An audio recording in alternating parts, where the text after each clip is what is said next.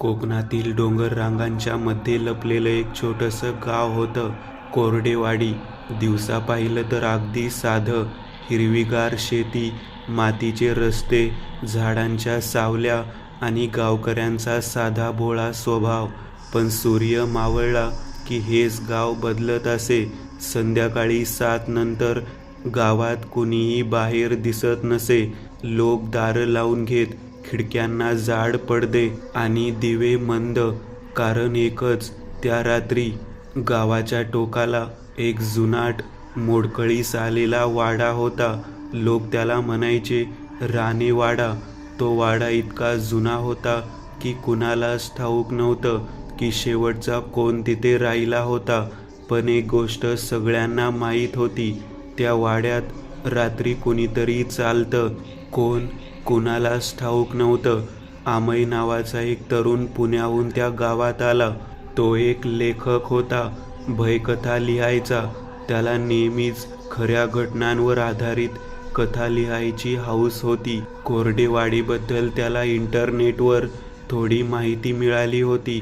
भुताटकीचं गाव, रात्री आवाज येतात, लोक घराबाहेर पडत नाहीत. आमईला वाटलं हीच ती परफेक्ट जागा. तो गावात पोहोचला तेव्हा संध्याकाळ होत आली होती. गावात एक विचित्र शांतता होती. कुत्रे सुद्धा भुंकत नव्हते. त्याने एका म्हाताऱ्या माणसाला विचारलं, इथे राहायला कुठे मिळेल? म्हातारा थोडा वेळ त्याच्याकडे बघत राहिला. तू बाहेरचा आहेस? हो. किती दिवस राहणार? काही दिवस, संशोधनासाठी आलोय. म्हाताऱ्याच्या चेहऱ्यावर भीती स्पष्ट दिसत होती. रात्री बाहेर पडू नकोस. का? म्हाताऱ्याने काही उत्तर दिलं नाही, फक्त हाताने दूरच्या वाड्याकडे दाखवलं. आमईला गावात एक रिकामं घर मिळालं. त्याच्या शेजारी एक कुटुंब राहत होतं, शंकर, त्याची बायको आणि त्यांची मुलगी. शंकरने आमईला एकच गोष्ट सांगितली, रात्री 8 नंतर दरवाजा उघडू नकोस, कुणीही आला तरी. आमई हसला. अहो, मी भूतांवर विश्वास ठेवत नाही. शंकरने काही उत्तर दिलं नाही. रात्री 8 वाजता गाव पूर्ण शांत झालं. आमईने खिडकीतून बाहेर पाहिलं. सगळीकडे अंधार, फक्त वाऱ्याने हलणारी झाडं. तो लिहायला बसला. रात्र 9:30 वाजता अचानक टक टक दरवाजावर आवाज आला. आमई थबकला. त्याला शंकरची आठवण झाली. दरवाजा उघडू नकोस, पण त्याची उत्सुकता जास्त होती. तो हळूहळू दरवाजाकडे गेला. कोण आहे? कोण आहे? उत्तर नाही. पुन्हा टक टक. त्याने दरवाजा उघडला. बाहेर कोणीच नव्हतं. आमईने दरवाजा बंद केला. तो परत टेबलावर बसणार इतक्यात त्याला खिडकीत काहीतरी दिसलं. एक सावली, हलणारी, जणू कोणीतरी उभं आहे बाहेर. तो जवळ गेला. खिडकीतून पाहिलं, कोणीच नव्हतं. त्या रात्री अजून काही गोष्टी घडल्या. घरात कुठून तरी पायांचे आवाज, भिंतीवर नखं घासल्यासारखा आवाज आणि एक हलका कुजबुज. ये. आमईला झोप लागली नाही. सकाळी सगळं सामान्य वाटत होतं. तो शंकरकडे गेला. काल रात्री कोणीतरी दरवाजा ठोठावला होता. शंकरचा चेहरा पांढरा पडला. तू उघडलास? हो. शंकर काही क्षण शांत राहिला, मग हळू आवाजात म्हणाला, चूक केलीस. शंकरने आमईला वाड्याबद्दल सांगायला सुरुवात केली. खूप वर्षांपूर्वी त्या वाड्यात राणे कुटुंब राहत होतं. श्रीमंत, पण विचित्र. विचित्र म्हणजे ते काहीतरी काळी साधना करत होते, असं लोक म्हणतात. मग एक रात्री सगळे गायब झाले. गायब? हो, पण काही लोक म्हणतात की ते गेले नाहीत. मग? शंकरने थरथरत्या आवाजात सांगितलं, ते अजून तिथेच आहेत. त्या रात्री आमईने ठरवलं, तो सत्य शोधणार. तो वाड्याकडे जाणार होता. त्या दिवशी संध्याकाळपासूनच आमई अस्वस्थ होता. शंकरने खूप समजावलं होतं, जाऊ नकोस, तिथे काहीतरी आहे जे आपल्याला कळत नाही. पण आमई ठाम होता, मला सत्य पाहायचं आहे. रात्र झाली. 7:30. गावात नेहमीप्रमाणे शांतता पसरली. आमईने टॉर्च, नोटबुक आणि कॅमेरा घेतला. तो घराबाहेर पडला. गावात एकही माणूस नव्हता. फक्त त्यांच्या पावलांचा आवाज आणि दूरवरून येणारा वाऱ्याचा गूढ श्वास. राणेवाडा त्याच्या समोर उभा होता, मोठा, काळा आणि जिवंत असल्यासारखा. दरवाजा अर्धवट उघडा होता. वारा लागून तो हालत होता. आमईने एक दीर्घ श्वास घेतला आणि आत पाऊल टाकलं. आत पूर्ण अंधार. टॉर्चचा प्रकाश भिंतीवर पडत होता. जुने फोटो, फाटलेले पडदे आणि जमिनीवर साचलेली धूळ. पण एक गोष्ट विचित्र होती. धुळीत ताजे पावलांचे ठसे होते, जणू कुणीतरी नुकतंच चाललं होतं. आमई त्या ठशांचा पाठलाग करू लागला. ते त्याला एका मोठ्या हॉलमध्ये घेऊन गेले. हॉलच्या मध्यभागी एक मोठं गोल चिन्ह होतं, जमिनीवर कोरलेलं. ते पाहून आमई थबकला. ते काही साधं चिन्ह नव्हतं. ते एक यज्ञवर्तुळ होतं, काळ्या साधनेचं. त्या वर्तुळाभोवती सुकलेले लाल डाग होते, रक्त. आमईचा श्वास जड झाला. तो फोटो काढायला गेला. इतक्यात टक, मागे काहीतरी हललं. आमई हळूच मागे वळला. टॉर्चचा प्रकाश हलला आणि एका क्षणासाठी त्याला दिसलं, एक स्त्री. लांब केस, पांढरा चेहरा आणि डोळे पूर्ण काळे. ती त्याच्याकडे बघत होती. आमईने डोळे मिचकावले. ती गायब झाली. कोण आहे तिथे? त्याचा आवाज थरथरत होता. उत्तर नाही. पण मग त्याच्या कानाजवळ कुणीतरी हळू आवाजात म्हणालं, तू आलास? आमई उडाला. तो मागे वळला. कोणीच नव्हतं. अचानक धाड. वाड्याचा मुख्य दरवाजा आपोआप बंद झाला. आमई धावत गेला. तो उघडायचा प्रयत्न केला, पण तो हालतही नव्हता. आता घरात आवाज वाढायला लागले. पायऱ्यांवर कुणीतरी चालत होतं. वरच्या मजल्यावर दरवाजे आपटत होते आणि भिंतीतून येणारा रडण्याचा आवाज. आमईचा घसा कोरडा पडला. हॉलच्या कोपऱ्यात एक मोठा आरसा होता. आमईने नकळत त्यात पाहिलं. त्याचं प्रतिबिंब दिसत होतं, पण त्याच्या मागे कुणीतरी उभं होतं. तीच स्त्री. आमईने मागे वळून पाहिलं. कोणीच नव्हतं. पुन्हा आरशात पाहिलं. ती आता त्याच्या अगदी जवळ उभी होती. तिचा चेहरा त्याच्या खांद्याजवळ आणि ती हसत होती. अचानक आमईला कोणीतरी खांद्यावर हात ठेवला, थंड, बर्फासारखा. तो किंचाळला आणि झटकन मागे वळला. ती आता त्याच्या समोर उभी होती, पूर्णपणे. तिचे केस हवेत हालत होते, डोळे काळे आणि तोंडातून रक्त ओघळत होतं. ती हळू आवाजात म्हणाली, तू उशीर केलास. टॉर्च अचानक बंद झाला. पूर्ण अंधार. फक्त तिचा आवाज, आता तू जाऊ शकत नाहीस. आमई वेड्यासारखा धावू लागला. त्याला काहीच दिसत नव्हतं, पण त्याला जाणवत होतं, कुणीतरी त्याच्या मागे धावत आहे. अचानक तो दरवाजाला धडकला. दरवाजा उघडला. तो बाहेर थांबून मागे पाहिलं. वाडा शांत होता, जणू काहीच घडलं नव्हतं. आमईला वाटलं तो वाचला, पण त्याच्या हातावर काहीतरी कोरलेलं होतं, एक चिन्ह. तेच यज्ञवर्तुळाचं चिन्ह. त्या रात्री तो झोपला नाही, कारण त्याला एक गोष्ट कळली होती. वाड्यातून तो बाहेर आला, पण वाडा त्याच्या सोबत आला होता. रात्र अजून संपली नव्हती. आमई घरात परत आला होता, पण त्याचा श्वास अजूनही धाप लागत होता. हात थरथरत होते. तो सरळ टेबलाजवळ बसला आणि हाताकडे पाहिलं. त्याच्या हातावर ते चिन्ह स्पष्ट दिसत होतं, गोल. त्यात विचित्र आकृत्या आणि मधोमध काळा डाग. जणू ते त्वचेवर कोरलेलं नव्हतं, तर आतून उमटलं होतं. आमईने ते पुसण्याचा प्रयत्न केला, पण ते अजून गडद होत गेलं. त्याने पाणी प्यायला ग्लास उचलला, पण त्याच्या हाताने स्वतःहून हालचाल केली, जणू तो स्वतः नियंत्रणात नव्हता. ग्लास जमिनीवर आदळला. चूर, तुकडे झाले. अचानक त्याच्या डोक्यात आवाज आला, तू आमचा आहेस. आमईने कान झाकले. नाही नाही, पण आवाज थांबत नव्हता. कधीतरी त्याला झोप लागली की तो बेशुद्ध पडला. त्यालाच कळलं नाही. तो पुन्हा वाड्यात होता, पण यावेळी वाडा वेगळा दिसत होता. तो मोडकळीस आलेला नव्हता. तो नवीन, भव्य आणि जिवंत होता. त्या वाड्यात लोक होते. एक कुटुंब, पुरुष, स्त्री आणि एक लहान मुलगी. ते सगळे हसत होते. आमई त्यांच्याकडे पाहत होता, पण त्यांना तो दिसत नव्हता. अचानक दृश्य बदललं. तोच हॉल, मध्यभागी यज्ञवर्तुळ. ते कुटुंब आता गंभीर होतं. ते काहीतरी विधी करत होते. मंत्र, रक्त आणि काळा धूर. ती छोटी मुलगी आमईकडे पाहू लागली.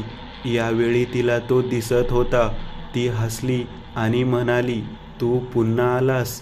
आमई घाबरला. तू कोण आहेस? ती काही बोलली नाही. फक्त तिचे डोळे काळे झाले. अचानक सगळं बदललं. त्या कुटुंबांचे चेहरे विकृत झाले. त्यांचे डोळे काळे, शरीर वाकडं आणि ते सगळे एकाच आवाजात ओरडले, पूर्ण कर. आमई झटकन जागा झाला. त्याचा श्वास जोरात चालू होता. सकाळ झाली होती. तो उठला. घरात सगळं शांत होतं, पण भिंतीवर काहीतरी लिहिलं होतं रक्ताने. विधी अपूर्ण आहे. आमईच्या अंगावर काटा आला. तो लगेच शंकरकडे गेला. माझ्या घरात कुणीतरी आलं होतं.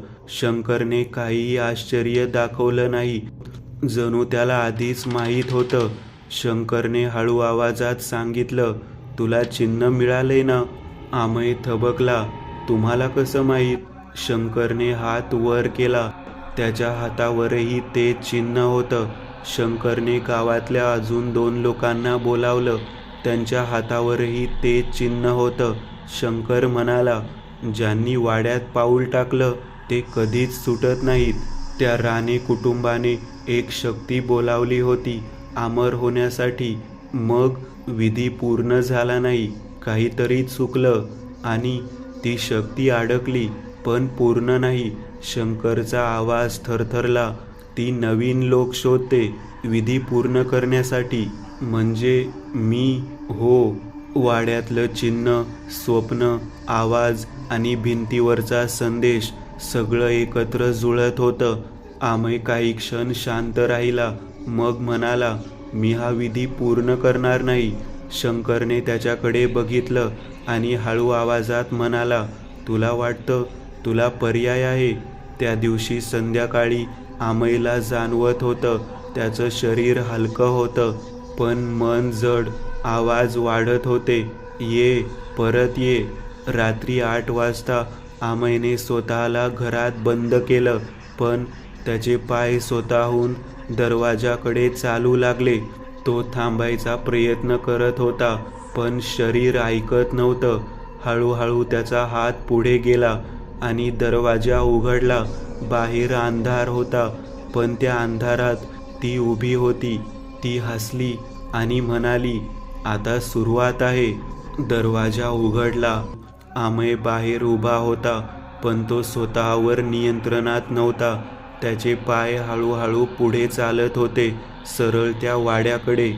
गाव पुन्हा शांत होतं, पण आज काहीतरी वेगळं होतं. हवा जड होती आणि वाड्यातून येणारा काळा धूर स्पष्ट दिसत होता. आमई वाड्यात शिरला. यावेळी दरवाजा आपोआप बंद झाला नाही. जणू वाड्याने त्याचं स्वागत केलं. आता सगळं बदललं होतं. भिंतीवर दिवे पेटले होते. जमिनीवरचं यज्ञवर्तुळ चमकत होतं आणि हवेत मंत्रांचे आवाज घुमत होते. ती स्त्री समोर उभी होती, पण आता ती एकटी नव्हती. तिच्या मागे सावल्या होत्या लोकांच्या, तेच राणे कुटुंब. आमईच्या डोक्यात आवाज घुमला, आम्ही कधीच गेलो नाही. आमईचं शरीर स्वतःहून चालत होतं. तो यज्ञवर्तुळाच्या मध्यभागी उभा राहिला. त्याच्या हातावरचं चिन्ह तेजस्वी होऊ लागलं. त्या सावल्यांपैकी एक पुढे आली. ती छोटी मुलगी. ती हसत होती. पूर्ण कर. आमई ओरडला, नाही, मी नाही करणार. त्याच्या शरीरात 2 शक्ती लढत होत्या. त्याचं स्वतःचं मन आणि ती अज्ञात शक्ती. अचानक अमयच्या डोळ्यासमोर त्याच्या आयुष्यातले क्षण आले. त्याचं घर, त्याचे आईवडील, त्याचं आयुष्य.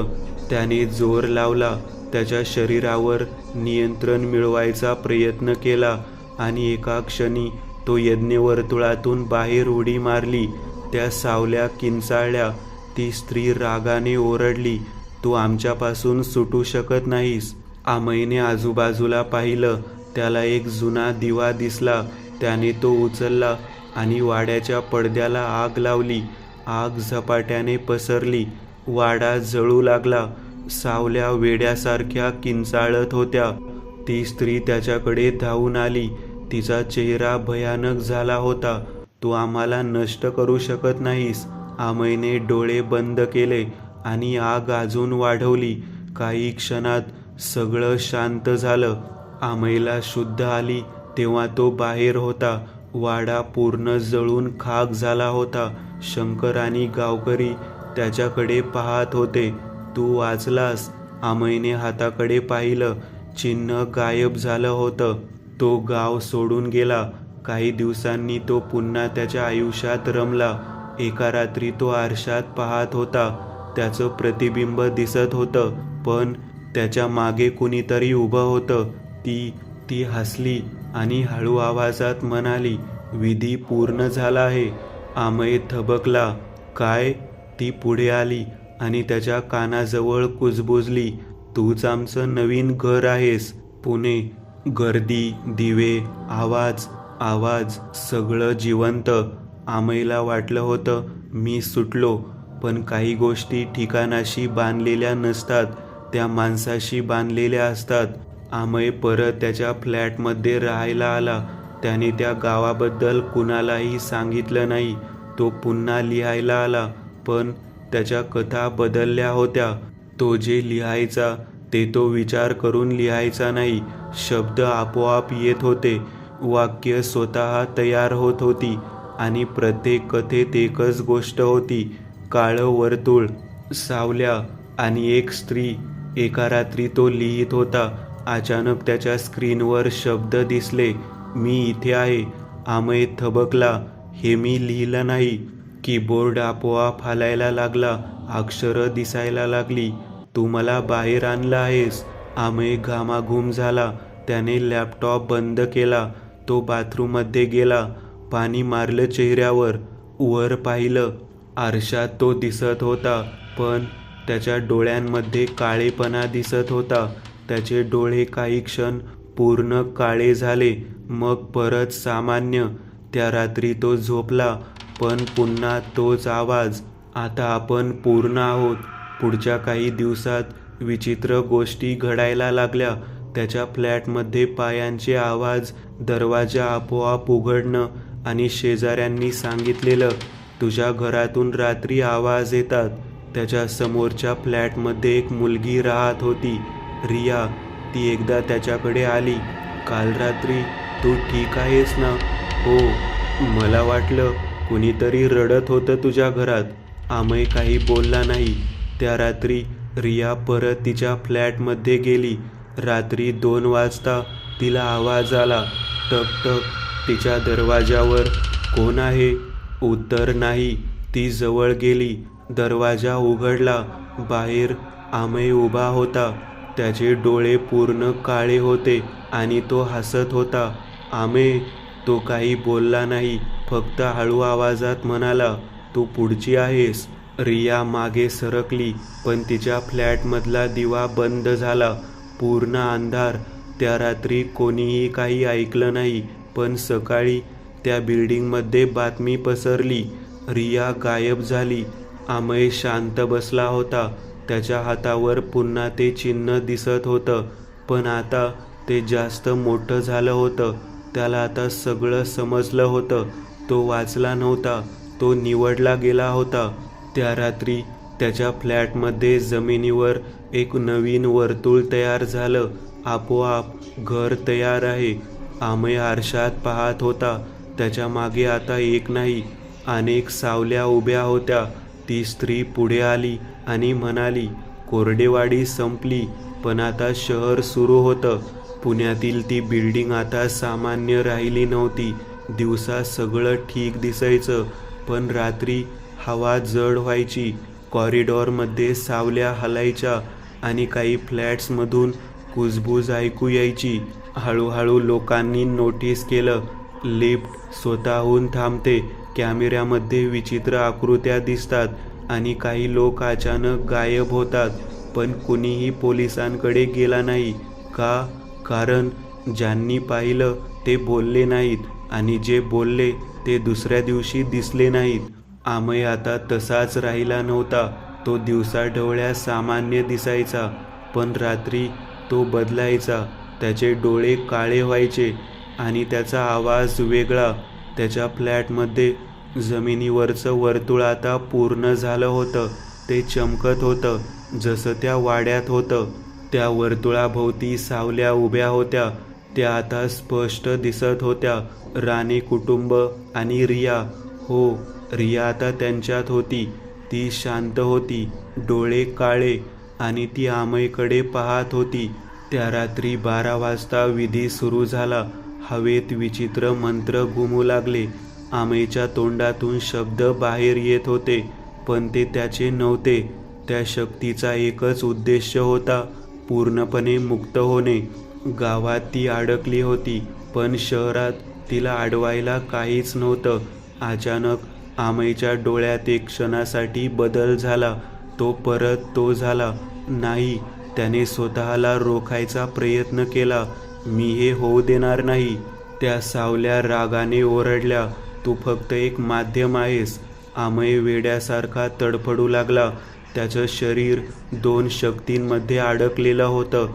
अचानक त्याला शंकरचं वाक्य आठवलं, विधी पूर्ण झाला तर सगळं संपेल, पण अपूर्ण ठेवला तर ती अडकलेली राहील. अमयला समजलं, तो जिंकलो तरी तो जगणार नाही, पण हारला तर ही शक्ती संपूर्ण शहरात पसरेल. त्याने स्वतःला वर्तुळाच्या मध्यभागी झोकून दिलं आणि पूर्ण ताकदीने ओरडला, मीच शेवट आहे.